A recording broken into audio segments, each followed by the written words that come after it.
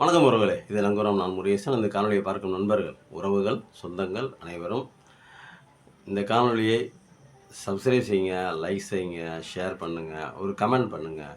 உங்களுடைய மேலான ஆதரவை கொடுங்கள். உங்களுக்கு மிகவும் நன்றி உள்ளவனாக இருப்பேன். நன்றி, வணக்கம். ஒரு காணொலி பற்றம் பண்ணுறாங்க பாருங்கள். ஒரு பெண்மணி தான். என்னப்பா முத்துலட்சுமி ஐயர்னு ஒரு பெண்மணியை நாங்கள் கேள்விப்பட்டதே இல்லையா? உங்களுக்கு தெரியாத வேற ஒரு சமூகத்தின் பேர்ல அவங்கள அவங்க முன்னிறுத்துவாங்க. அதாவது இந்தியாவிலேயே முதல் பெண் மருத்துவர் ஒருத்தவங்க ஆனவங்க. அவங்க யார் அப்படின்னா முத்துலட்சுமி. அவங்களோட இயற்பெயர் முத்துலட்சுமி. அவங்க ஒரு பார்ப்பனர் அப்பா. அந்த பெண்மணிக்கு வந்து பார்ப்பனர் அப்பா, இன்னொரு சமூகத்தை சேர்ந்த பெண். அந்த பெண் என்ன சமூகம் நான் சொல்ல விரும்பல, அதுக்குள்ள நான் போக விரும்பல.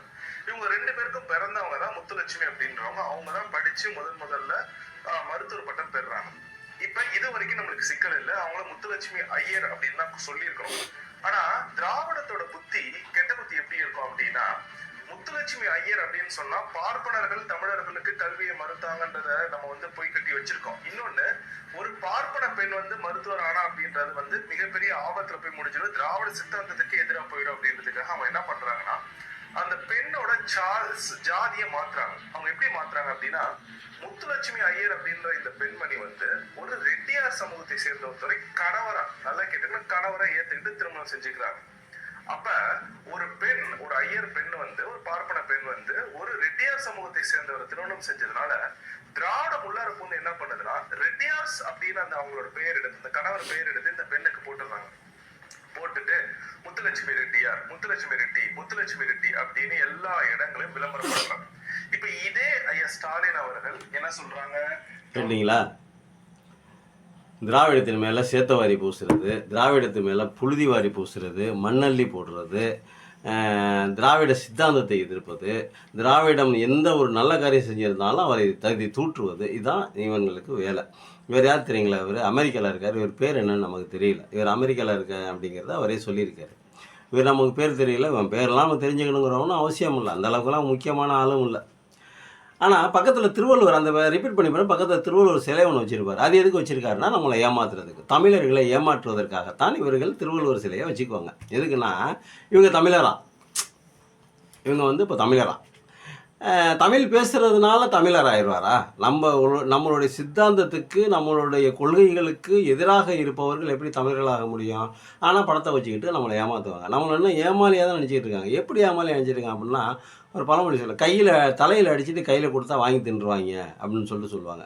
அதாவது யதார்த்த மனம் படைத்தவர்கள், சூழ்ச்சி இல்லாத மனம் படைத்தவர்கள் அப்படின்னு சொல்லுவாங்க. இதே மாதிரி தான் தமிழன், ரொம்ப யதார்த்தமானவாதி. சூழ்ச்சியாக இருக்கிற இடத்துல சூழ்ச்சியாக இருப்பான், தேவைப்பட்டால் வேறு மாதிரி கூட செய்வான், அதெல்லாம் செய்வான். அது அந்தளவுக்கு தமிழன் புத்திசாலி, திறமைசாலி, அது வேறு விஷயம்.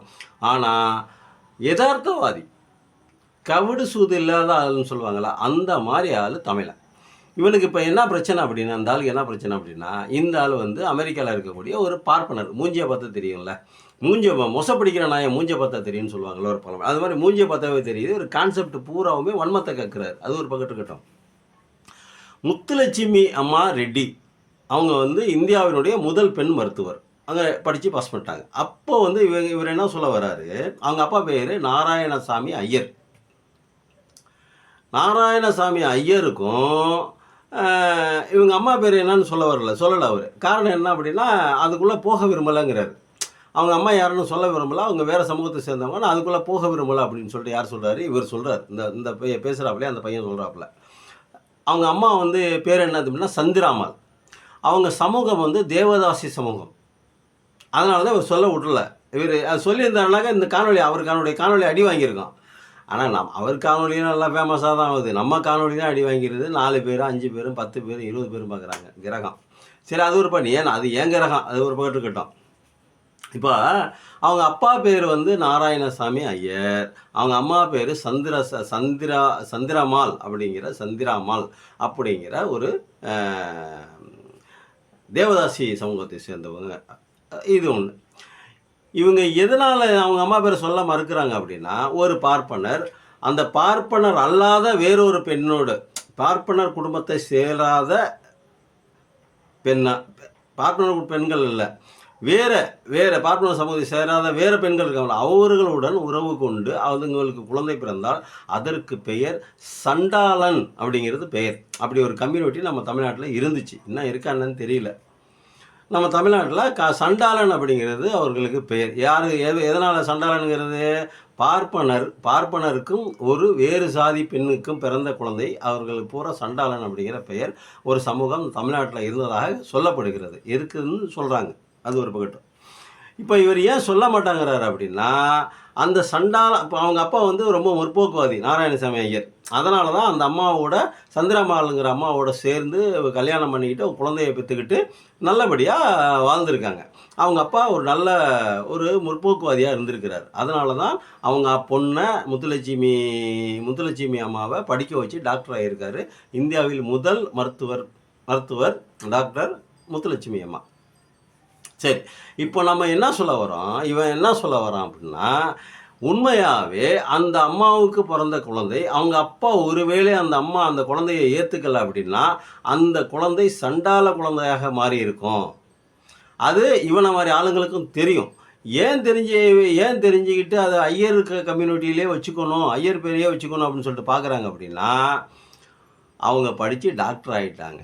ஒருவேளை டாக்டர் ஆகாமல் ஒரு சாதாரண பெண்ணாக இருந்திருந்தால் கண்டிப்பாக இவர்கள் என்ன சொல்லியிருப்பாங்க அப்படின்னா, அது வந்து ஒரு சண்டால பெண் அப்படின்னே சொல்லியிருப்பாங்க. முத்திரை குத்தி அந்த பொண்ணை வந்து ஒன்றும் இல்லாமல் ஆக்கியிருப்பாங்க. ஆனால் அவங்க அப்பா நாராயணசாமி ஐயர் ஒரு நல்ல மனிதராக இருக்கக்குள்ள, முற்போக்குவாதியாக இருக்கக்குள்ள தன்னுடைய பெண்ணை பொத்தி பாதுகாத்து வளர்த்து படிக்க வைத்து ஆளாக்கி மருத்துவராக்கி விட்டார். அதனால் இவங்க என்ன பண்ணுறாங்க, அதை வந்து கொண்டாடுறாங்க. ஒன்று. இரண்டாவது, இதில் வந்து இதில் வந்து என்ன அப்படின்னா, திராவிடத்தின் புத்தி வந்து கேடுகட்ட புத்தியா, திருட்டு புத்தியா, இவர் சொல்கிறத பாருங்கள். இவர்கள் வந்து ஜாதியாக மாற்றிட்டாங்களாம். அவங்க வீட்டுக்காரர், அந்த அம்மாவோட வீட்டுக்காரர், முத்துலட்சுமி அம்மாவோட வீட்டுக்காரர் இருக்கார் பார்த்தீங்களா, அந்த வீட்டுக்காரர் பேர் சுந்தர ரெட்டி. டாக்டர் சுந்தர ரெட்டி, சாரி டாக்டர் இல்லை, சுந்தர ரெட்டி. இவங்க சுந்தர ரெட்டியை இந்த அம்மா கல்யாணம் பண்ணிக்கிட்டாங்க. கல்யாணம் பண்ணால் இப்போ ஒன்றும் இல்லைங்க, இப்போ என்னையே வந்து ஒரு அம்மா சம்சாரம் இருக்காங்க, அவங்க பேருக்கு பின்னாடி என் பேரை தான் போடுவாங்க. அவங்க அப்பா பேரையை போட்டுக்கிட்டு இருப்பாங்க. கல்யாணம் பண்ணிட்டு இன்னொருத்தர் வீட்டுக்கு போன பொண்ணு, அந்த பொண்ணு யார் பேரை போட்டுக்குவாங்க? என் பேரை தான் போட்டுக்குவாங்க. வேறு யார் பேரை போடுவாங்க? அவங்க வீட்டுக்கார பேர் தானே போடுவாங்க. இதான நியாயம், இதான தர்மம், இதான சட்டம் இப்போதைக்கு. இப்போ அதெல்லாம் நடைமுறையில் இருக்குது. இவன் நம்ம புதுசாக ஒன்று சொல்ல வராமல் ஏன் அவங்க பிறந்த சமூகத்திலேயே இருக்கணுமா? ஏன் என் பேர் என்ன? எதனால்? அவங்க மருத்துவர் ஆனதுனால. ஒருவேளை மருத்துவர் ஆகாமல் இருந்திருந்தால் இவங்க ஏன் ஐயர்னு சொல்கிறாங்க?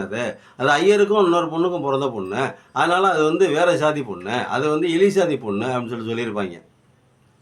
அது சொல்லாததுனால அந்த அம்மா மருத்துவராகிவிட்ட காரணத்தினால் ஒரு முற்போக்குவாதியாக ஒரு முதலிடத்தில் முதல் பெண்மணியாக முதல் பெண்மணியாக இருக்கிற காரணத்தினால் அந்த அம்மாவை கொண்டாடுறாங்க. இல்லை அப்படின்னா சகதியில் போட்டு மிதிச்சிருப்பாங்க. இது இவங்களுக்கு ஒரு பழக்கம். திராவிடம் என்ன பண்ணுச்சு, அந்த அம்மாவை தூக்கி கொண்டாடிச்சு. தேவதாசி முறையை ஒழிப்பதற்கு, பெரியாரினுடைய சொல்லை கேட்டு தேவதாசி முறையை ஒழிப்பதற்கு சட்டசபையில் பெரும்பாடுபட்டு அந்த சட்டத்தை நிறைவேற்ற வைத்தவர் இதே அம்மா முத்துலட்சுமி ரெட்டி. என்னுடைய நினைவு சரியாக இருந்தால் இவங்க தான் அந்த வேலையை பண்ணது. ரொம்ப நாளாச்சு படித்து மறந்துடுச்சின்னு வச்சுக்கோங்க. ஆனாலும் எனக்கு நல்ல ஞாபகத்தில் இருக்குது. பெரியாரினுடைய ஆலோசனையின்படி இவர்கள் தான் சட்டசபையில் பேசி அந்த தேவதாசி சமூகத்தை ஒழிப்பதற்கு காரணமாக இருந்தவர் இந்த அம்மா தான். அதுக்கு மூல காரணமாக இருந்தவர் தந்தை பெரியார். இவங்க பாருங்க எவ்வளவு தூரம் பேர் எப்படிங்க மாற்ற முடியும்? சாதி எப்படி மாற்ற முடியும்? அந்த சாதியை ரெட்டியாக இருக்கிற சாதியை உருவாக்குனது யார்? நீ தானே. ஐயா இருக்கிற சாதியை உருவாக்குனது யார்? நீங்கள் தானே. இன்னொன்று சொல்லிடுவார், தமிழர்களுக்கு கல்வியை வருது, பார்ப்பனர்களுக்கு கல்வியை மாற்றுறாங்க. உண்மையாக தானே. படித்தவங்க அதில் படிக்கிறத கேட்டாவே காதில் ஈயத்தை காய்ச்சி விட சொன்னான். நீ படிக்கிறியா, சூத்திரன் படிக்கிறான், அவன் காதில் ஈயத்தை காய்ச்சி ஊற்று அப்படின்னு சொன்னது யார்? மனுநீதி தானே. அந்த கம்யூனிட்டி சேர்ந்தவங்க தானே.